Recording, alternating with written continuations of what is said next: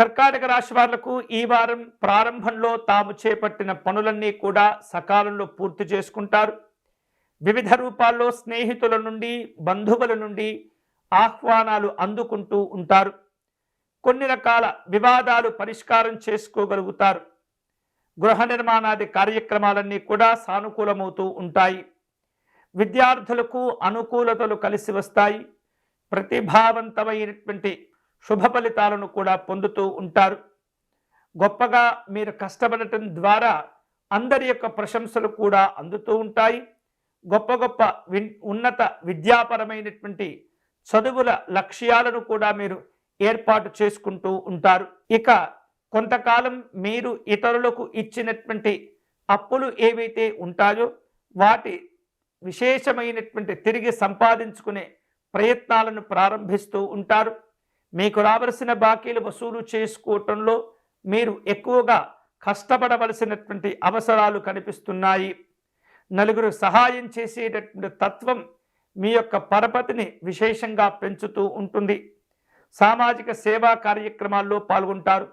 కష్టాల్లో ఉన్నటువంటి వారిని ఆదుకునేటటువంటి ప్రయత్నం చేస్తుంటారు.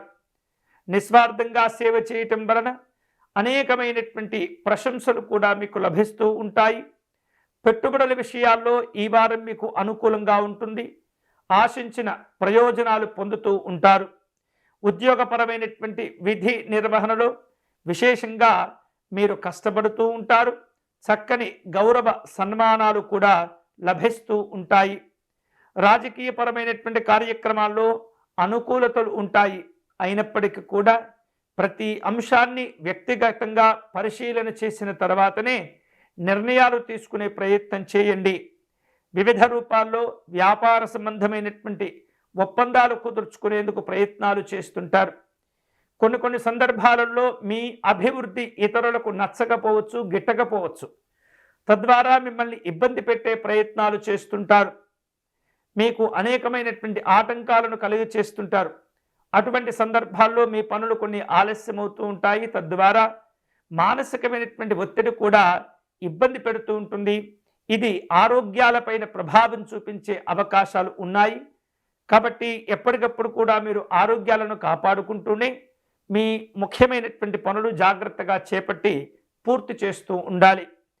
ఈ వారం ఆత్మవిశ్వాసం పెంచుకునేందుకై, ఇబ్బందులు తొలగించుకునేందుకై, ఉన్నతపరమైనటువంటి లక్ష్యాలకు చేరుకునేందుకై మీరు శ్రీ సూర్యనారాయణ స్వామి వారిని పూజించే ప్రయత్నం చేయండి. ఆదిత్య హృదయమును పారాయణ చేసినట్లయితే విశేషమైనటువంటి ఆరోగ్యాలు లభించటమే కాకుండా ఆత్మవిశ్వాసాలు పెరిగి ధైర్యంతో కార్యక్రమాలన్నీ కూడా మీరు ఘనంగా పూర్తి చేయగలుగుతారు.